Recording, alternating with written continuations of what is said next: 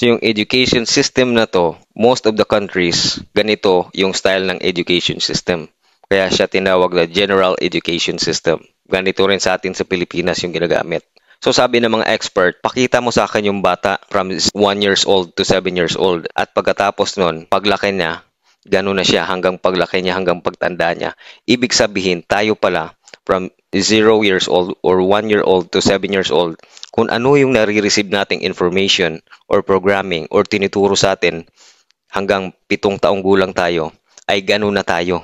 Kasi sa edad na to, 1 to 7 years old or 0 to 7 years old, ito yung stages na parang kumbaga sa cellphone, wala ka pang program, wala ka pang download, empty ka pa, nagda-download ka, yung naririnig mo, yung tinuturo sa'yo, lahat.